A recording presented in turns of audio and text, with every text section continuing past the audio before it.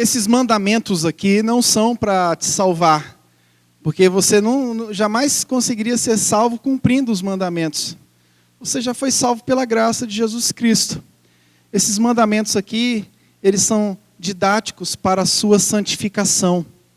Porque no processo da santificação, nós precisamos entender o que nós temos que fazer, o que nós não temos que fazer para uma vida santa. Então, nenhum mandamento tem o poder de te salvar. Nenhum mandamento tem esse poder de te salvar.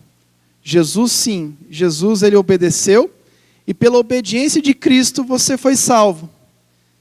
Agora, como você é uma nova criatura, você observa esses mandamentos para o seu processo de santificação. Amém? Glória a Deus.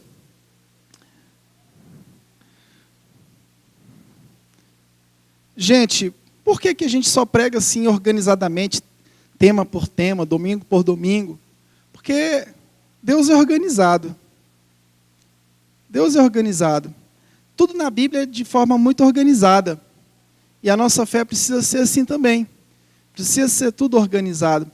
E o poder de Deus se manifesta através do Espírito Santo, independentemente de você acreditar ou não, mas existe uma organização na manifestação de Deus também. Deus não é bagunçado. Deus é extremamente organizado. Ele criou os céus, criou todas as coisas em 6 dias, e o livro de Gênesis destaca a organização de Deus no processo da criação. A Bíblia toda, ela é organizada. Tudo aquilo que Deus deixou na palavra dele é muito sistematizado para o nosso aprendizado. É porque a gente tem a ideia de que quando chega na igreja as coisas não precisam ser sistematizadas. E aí, aqui que precisa ser. Mas, pastor, e o poder de Deus? O poder de Deus está se manifestando sempre. Quem esteve aqui no culto de ceia passada, viu a manifestação do poder de Deus, na alegria da salvação que nós fomos tomados aqui no culto de ceia. Algo fenomenal. O Evangelho, ele traz essa alegria, o Evangelho, ele renova as nossas vidas. E a nossa expectativa nessa noite é que esse Evangelho, que esse poder de Deus manifesto no Evangelho, renove a sua vida também e te traga a esperança dessa salvação dia após dia. Diz assim: não dirás falso testemunho contra o teu próximo. Amados irmãos, santificação envolve 2 coisas. Envolve o nosso comportamento, as nossas ações em relação a Deus, e envolve as nossas ações em relação ao próximo. Nós fomos treinados e induzidos e pensamos que os nossos atos em relação a Deus são os atos que vão nos santificar. Quando você escuta a frase, sede santo, porque eu sou santo, conforme diz o apóstolo Pedro, a primeira coisa que vem à nossa cabeça é de que ser santo é ter procedimentos que agradem ao Senhor. Mas a gente exclui o nosso próximo no processo de santidade. Porque a gente às vezes acha que a nossa fé é só vertical. É aquilo que eu faço e Deus está vendo. Mas a nossa fé, ela é vertical, mas ela também é horizontal. Porque envolve ações em relação ao meu próximo. Envolve o fazer e o deixar de fazer em relação àquele que é o meu próximo. Existe algo hoje que eu queria tratar nessa noite, uma frase que a gente às vezes ouve um pouco descontextualizada, e essa frase tenta calar a voz da igreja. Dentro do contexto do versículo 16, não dirás falso testemunho contra o teu próximo, a gente tem que entender o que significa isso e como Jesus aplicou isso. Porque a gente ouve muito uma frase, que ela é uma frase que é bem assim: olha, não julgue. Mas a Bíblia em nenhum momento proibiu ou proíbe você e eu de julgarmos. O que nós vamos lá ver lá na frente, que a Bíblia não proíbe o julgar. O que a Bíblia proíbe é o juízo leviano. É essa ponte que eu queria fazer desse texto para o que Jesus nos ensina. Nós temos o direito de julgar, ou seja, de lançar luz, a luz do Evangelho. Lançar a luz do Evangelho diante das trevas. Agora há pouco foi aprovado, essa semana foi aprovada a lei, a alteração da lei civil, que coloca a união estável e, consequentemente, isso vai alcançar o casamento também, porque já tem cartórios que estão registrando o casamento de pessoas do mesmo sexo. E o texto foi alterado para 2 pessoas, tirando o caráter masculino e feminino. E a FTRB vai trabalhar esses temas nos próximos meses. Vamos convidar palestrantes para estar tratando disso com os pais, com a nossa comunidade ao nosso redor. Porque, de fato, nós temos que lançar luz diante das trevas. E quando nós lançamos a luz diante das trevas, necessariamente nós estamos julgando. Estamos exercendo um discernimento. Um discernimento. Então, julgar é discernir. Agora, o nosso julgamento não pode ser leviano. Nós temos uma cultura que quer calar a nossa boca, que quer calar a boca da igreja. A cultura atual, as ideologias atuais, elas querem frear, elas querem colocar um tampão na sua e na minha boca, para que a gente perca completamente a voz do Evangelho. E nós precisamos acordar em relação a isso. Até o entretenimento está tendo que tomar cuidado, né? Porque tudo que um humorista fala, ele é processado. Eu lembro muito bem quando tinha os Trapalhões, era um humor, assim, não era humor, era um humor até saudável para a época, que criança assistia. E o que os Trapalhões, algumas brincadeiras que eles faziam naquela época, se eles fizessem hoje, jamais eles estariam com o programa no ar. Então, o que as ideologias estão fazendo é criando uma situação tão difícil. Você imagine, você vai num banheiro público, e agora várias cidades estão querendo criar leis para o banheiro público. Imagine a confusão que não é usar um banheiro público hoje. Você não sabe mais quem é quem. Você imagine a vulnerabilidade caso o banheiro feminino possa ser usado por uma pessoa de outro sexo, mas que diz que é mulher. Você imagine a quantidade de pedofilia, de crimes de pedofilia, que não vai acontecer diante disso. Os nossos filhos, você vai no shopping, você fica desesperado, porque você não quer desgrudar nenhum momento dos seus filhos. Seu filho diz, pai, aqui em frente aqui. Você diz, não, mas eu vou. A gente não sabe mais quem é quem. A gente não consegue discernir mais nada do ponto de vista visível dos olhos. Então nós estamos vivendo num período muito complexo. E quando o texto fala para não dizer falso testemunho, o texto não está querendo dizer que você tem que fechar a sua boca completamente. O que você não pode trabalhar é com uma inverdade. O texto, no sentido no hebraico, ele está tratando as questões de dissimulação. Quando você usa falsos motivos. Algo sem causa.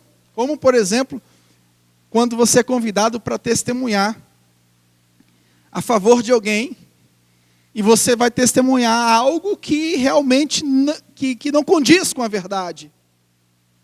Um testemunho falso. O que tem muito na Justiça do Trabalho, suborno de testemunhas. Não, realmente, ele trabalhou aí, ele fez 200 milhões de horas extras. A Justiça do Trabalho, na época que eu advogava, era uma comédia. Assim, você olha assim, meu Deus do céu. Não, ele trabalhou. Aí quando calculava as horas extras, dava assim, milhões. Eu digo, cara, esse cara teve tanta vida para trabalhar, esse tanto de hora que você colocou aí. Era assim, era muito prostituído o sistema, né? Era muito complicado. E o juiz acabava que forçava um acordo assim, porque o empregador ficava completamente vulnerável, né? Diante daquela acusação, e ele era a parte mais fraca, a CLT coloca ele como a parte mais fraca, e as falsas testemunhas sempre agiam nesse processo aí. Essa palavra do versículo 16 também dá uma conotação de chamar o mal de bom e o bom de mal. Comparecimento diante de causas más. Jeremias 5,31 dá uma conotação de falso profeta. Uso de falsidade, mentira. E nesse mandamento é exigido, através desse mandamento, é exigido que a gente não dê falso testemunho contra ninguém. Agora, se tiver que dizer a verdade em relação à pessoa, também isso tem que ser dito.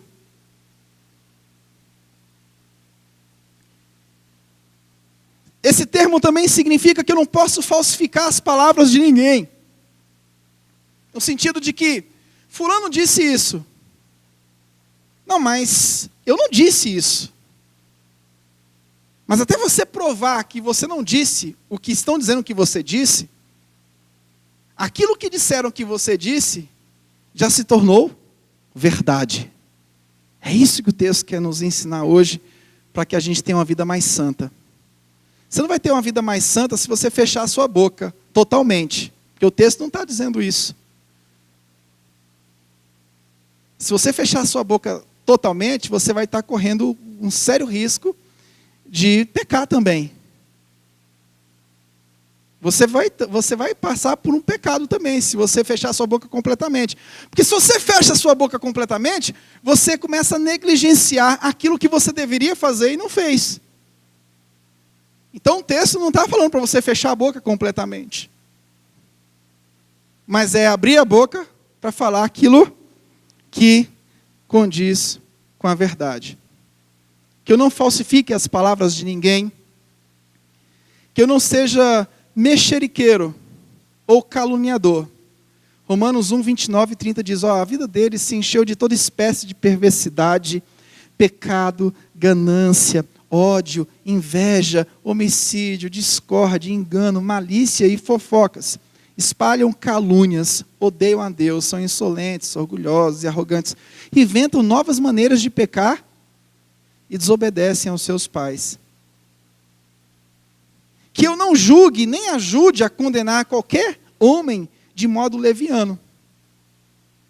Agora, se você for chamado para depor, para dar um testemunho diante de alguma coisa e aquilo que você fizer for verdadeiro, significa dizer que se você também deixar de fazer aquilo, o que vai acontecer?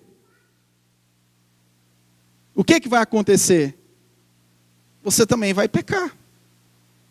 Não, vou ficar calado porque é melhor ficar calado. Se você se calar em algumas situações, alguém vai ser prejudicado também.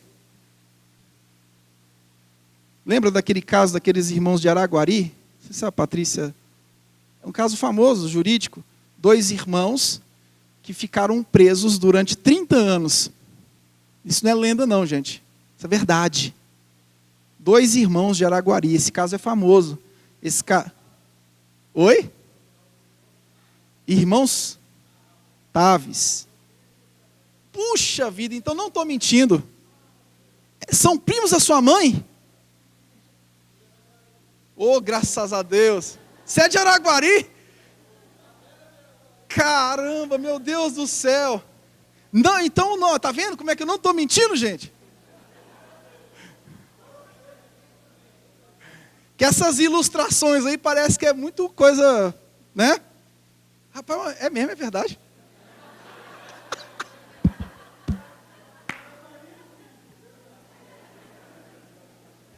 E não é que é verdade? Não, isso aí passou, foi no jornal. Eu lembro, tinha um programa na Globo e tal. Existe filme, tá vendo aí, gente? Esses irmãos, eles foram condenados injustamente. Por conta do quê? Falso testemunho. Parece que o morto apareceu. Eu acho que alguma coisa nesse sentido. Eu lembro que alguma coisa nesse sentido, que o morto apareceu. Você imagine, como é que você vai corrigir 30 anos de cadeia? Então, um falso testemunho pode acabar com a vida de pessoas. Pode acabar, pode destruir. Agora, se também você viu alguém cometendo um crime e também deixa e se silencia e não fala, você vai estar prejudicando pessoas também. Porque nós vemos na era do silêncio.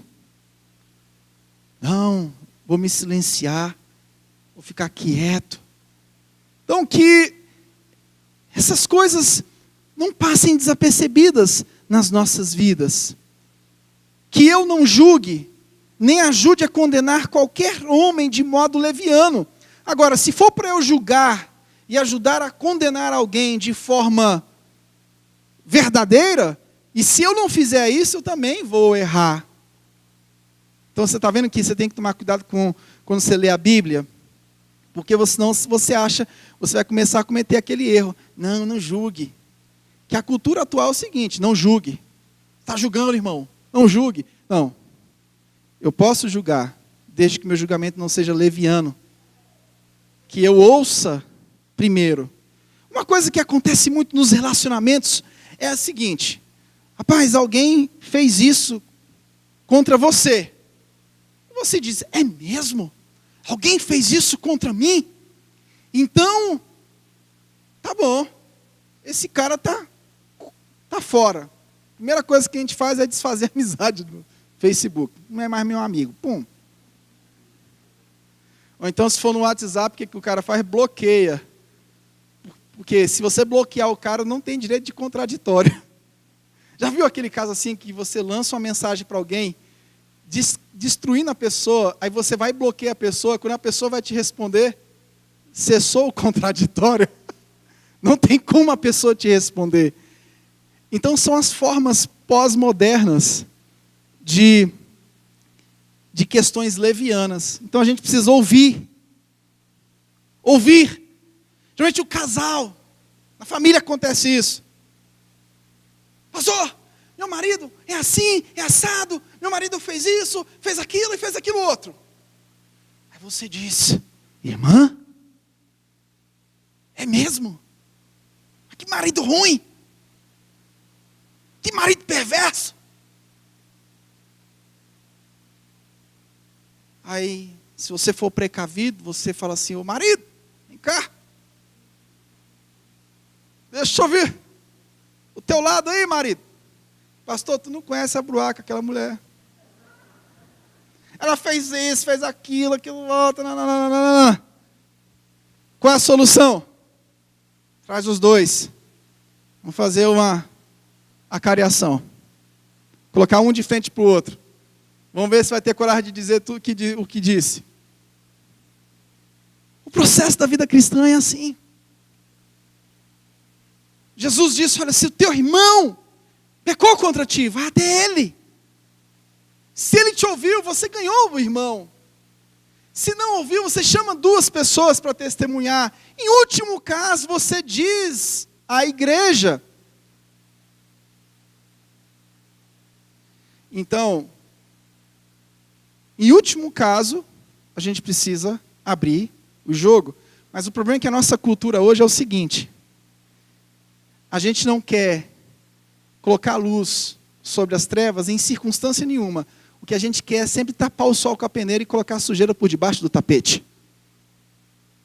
Eu acho que sempre a gente precisa cumprir, eu tenho certeza que a gente tem que cumprir a todas as etapas para restaurar alguém.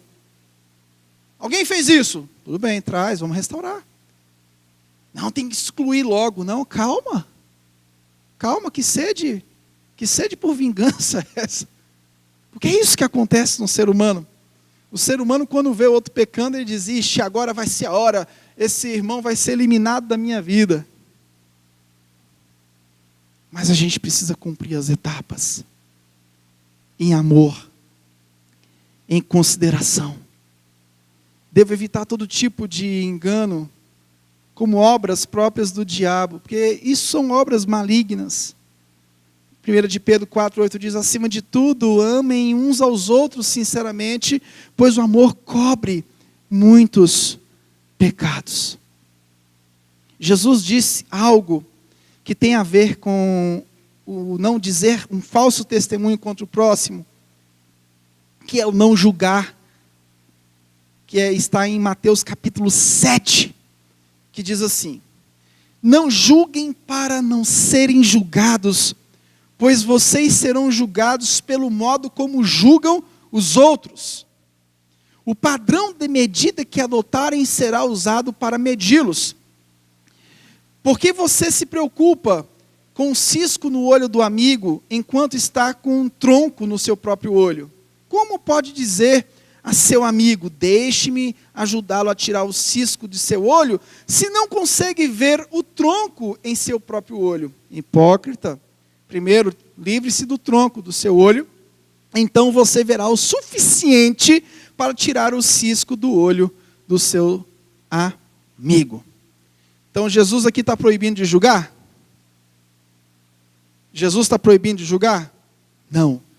Jesus está proibindo aqui o juízo temerário, o juízo leviano. Jesus proíbe esse tipo de juízo. Esse tipo de juízo é proibido. Agora, o juízo pode ser exercido, mas em amor. O juízo pode ser exercido mais para levantar. O juízo pode ser exercido mais para trazer o seu próximo para perto de você. O problema é que quando nós julgamos, nós simplesmente julgamos para lançar o outro nos quintos infernos. A verdade é essa. E a finalidade pedagógica do juízo é trazer para perto. É restaurar. Então a gente pode usar o discernimento, o juízo, para restaurar aqueles que nós estamos vendo que está caindo, que está se entregando a um processo de vida torta. Jesus, ele proíbe algo que é temerário. Mas a regra é: eu não posso julgar para não ser julgado, porque na mesma medida que eu julgo, eu serei julgado. Quando eu tiro o tronco que está no meu olho, primeiro eu vou ter condições de tirar o cisco que está no olho do meu irmão de forma mais amorosa. O problema é que quando nós exercemos o juízo, nós não tiramos o tronco que está nos nossos olhos. E quando nós não tiramos o tronco que está nos nossos olhos, nós vamos exercer um juízo temerário. O que Jesus quer dizer é o seguinte, olha, se você tirar o tronco do seu olho, você vai exercer um juízo com amor. Porque primeiro você se corrigiu, primeiro você se olhou no espelho, primeiro você viu quem você é, depois que você viu quem você é, você vai ter compaixão do seu irmão. Depois que você viu a peça rara que você é, aí você vai conseguir exercer um juízo, mas sem ser temerário. Por quê? Porque primeiro você se corrigiu. É isso que o texto quer nos ensinar. Primeiro você se corrigiu. E quando você se corrige, e você vai corrigir o outro, você vai com um coração aberto para perdoar, com um coração aberto para falar algo, para restaurar o teu próximo. É nesse sentido que Jesus quer nos mostrar, é nesse sentido que Jesus está aplicando aqui aquele princípio, do versículo 16, do capítulo 20, do 9º mandamento. Quando eu tiro a trave do meu olho, quando eu tiro o tronco do meu olho, e eu falo do cisco do olho do meu irmão, eu já vou falando com o espírito quebrantado. Agora quando eu estou com um tronco no olho, eu parto para cima do meu irmão, e parto com tudo, sem dó e piedade. É esse tipo de juízo que a gente precisa fugir dele. É o juízo sem dó, sem piedade. Agora, esse juízo pode e deve ser exercido, mesmo porque a nossa função também é exortar uns aos outros em amor. Mas nós precisamos exortar. Condenar os outros por suas faltas é falhar no exercício do perdão. Capítulo 6, 14 ao 15 diz, olha, seu Pai Celestial os perdoará se perdoarem aqueles que pecam contra vocês. Mas se vocês se recusarem a perdoar os outros, seu Pai não perdoará os seus pecados. Então uma crítica, ela é válida. Discordar é válido. Mas isso precisa ser de forma humilde, de forma suave. Primeiro reconhecendo a grandeza das nossas falhas. Porque isso vai ajudar o outro. Você quer ajudar alguém? Diga assim, amém. Você quer ajudar o seu próximo? Porque o discurso é assim, não, pai, eu quero ajudar. Não, você não ajudou, você matou, você feriu, você foi arrogante. Então, se você quer ajudar alguém, se nós queremos ajudar alguém, nós podemos criticar. Podemos. Podemos exercer um discernimento. Mas primeiro, reconheça a grandeza das suas falhas. Reconheça quem você é. Reconheça o que você faz de errado. Porque aí a sua mão vai ficar menos pesada. A nossa mão é muito pesada porque nós não sabemos quem nós somos. Ou nós não queremos reconhecer quem nós somos. E quanto menos a gente reconhece quem nós somos, mais pesada se tornará a nossa mão e a nossa caneta. E tem algumas canetas que são pesadíssimas. Tem umas canetas aí que ela tem um peso que vocês não imaginam. Então, quanto mais, o princípio é muito poderoso. Quanto mais eu me julgo como alguém que é digno, que é merecedor, que não tem erros, que não tem falhas, maior será a minha sede de julgar, de destruir e de colocar aquela pessoa numa situação difícil. Quanto mais estivermos atentos, quanto mais trabalharmos o quão pecadores nós somos, mais leve ficará o fardo que nós vamos empurrar para os outros. E de fato nós vamos empurrar o fardo de Jesus, não o nosso. Porque o nosso fardo é muito pesado para o próximo, mas o de Jesus é muito leve. O fardo do Senhor Jesus é muito leve. É muito leve. Há um tipo de julgamento que não condena, mas distingue o não crente do crente. Jesus, versículo 6, diz assim: hipócritas, Isaías tinha razão quando profetizou ao respeito de vocês.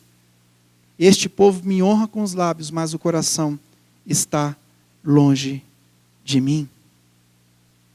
Pastor, então como eu faço para exercer um juízo que não seja temerário?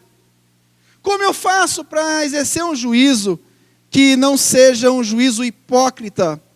Que não seja um juízo que me exalte diante do outro? Porque o que nós somos tendenciosos a fazer é nos exaltar diante do outro. É nos aproveitarmos de situação. É de sairmos bem diante do próximo.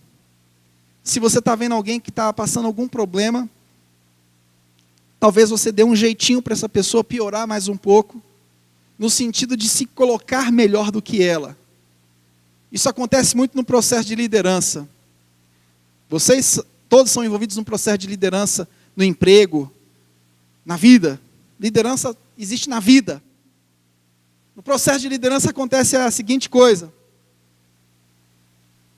Se eu quero derrubar alguém, sabe como é que eu faço isso? Sabe como é que o ser humano faz isso? Primeiro, eu destaco as falhas do outro. Falhas, talvez não sejam falhas. Talvez sim, talvez não. E eu exalto as minhas qualidades. Melhor forma de desconstruir alguém é destacar as falhas do outro e levantar a minha qualidade. O que você está querendo dizer é o seguinte: olha, está vendo? Fulano é assim, mas eu sou diferente. Eu sou o cara diferente. O que ele está querendo dizer é o seguinte: olha, o que ela ou ele está querendo dizer é o seguinte: olha, você está vendo o erro dessa pessoa aí? Eu posso corrigir esse erro. Fuja disso. Vigie. Isso acontece no seu emprego, isso acontece na igreja, isso acontece na sua família, isso acontece em briga de irmãos, isso acontece em todos os ambientes. Isso acontece no condomínio. Gente, misericórdia, condomínio, Senhor da glória. Tem uns e-mails coletivos assim que você fica louco, fala: Jesus amado, é um quebra-pau miserável. Uma vez eu fui na reunião de condomínio e falei: nunca mais. Está repreendido em nome de Jesus. Eu saí de lá assim, eu falei: rapaz, o senhor é bom. Eu achava que eu era briguento, né? Sou nada, sou bom nada. Mas quando você vai numa reunião de condomínio, você se sente mais calmo. Calmo, sereno e tranquilo, né? Como diz a música do Logos. Você fala: rapaz, os ânimos se elevam de tal forma. Então, qual o critério que você vai usar para a vida? Para que você não julgue ninguém de forma temerária.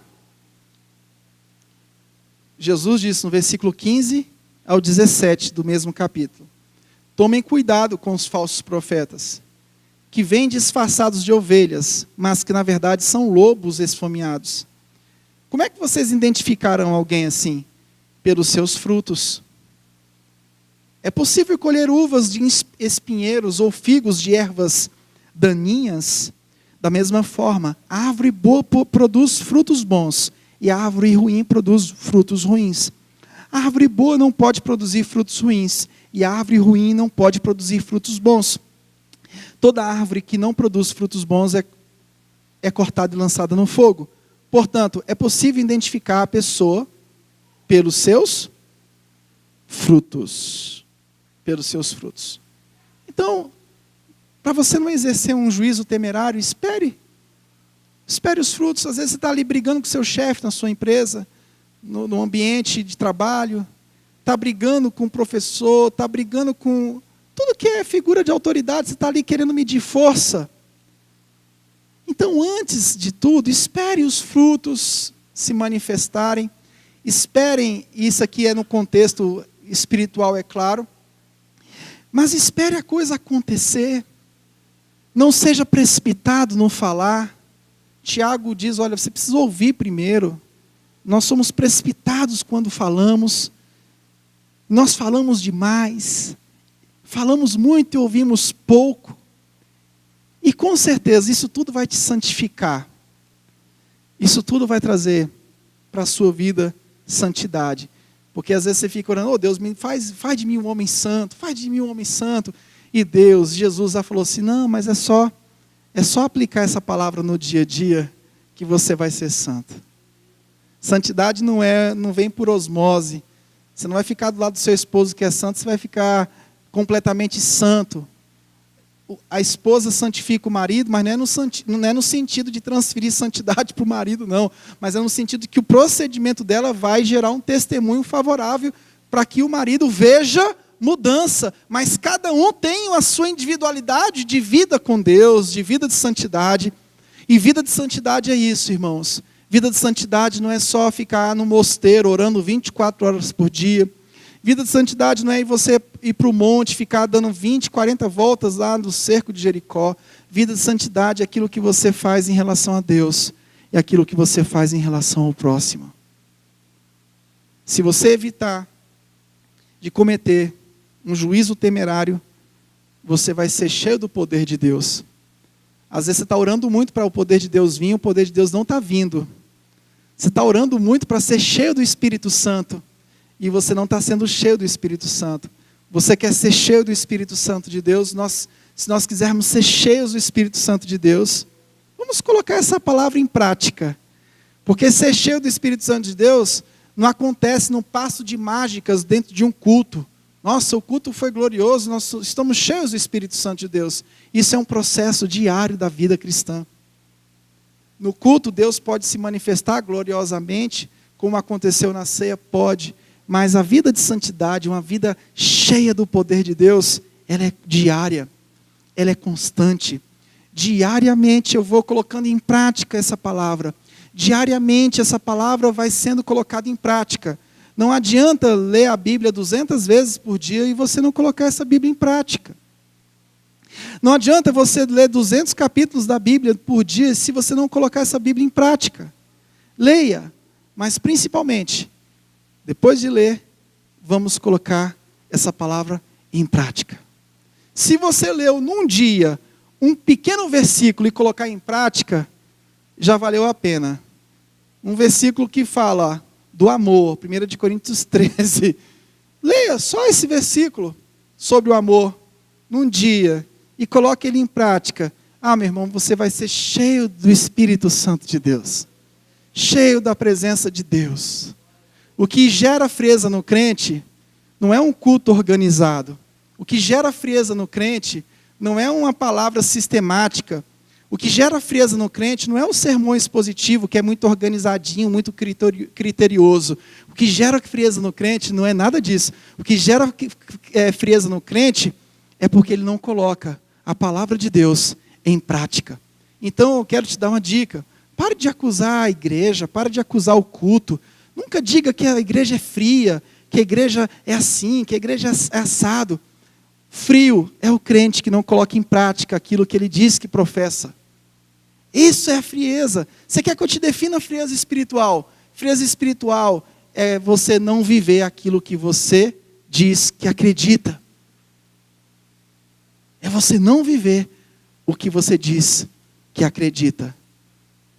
Talvez não é o culto da igreja que esteja frio, mas a sua relação com Deus e com o próximo que não esteja em dia, que não esteja sendo feita de forma apropriadamente bíblica.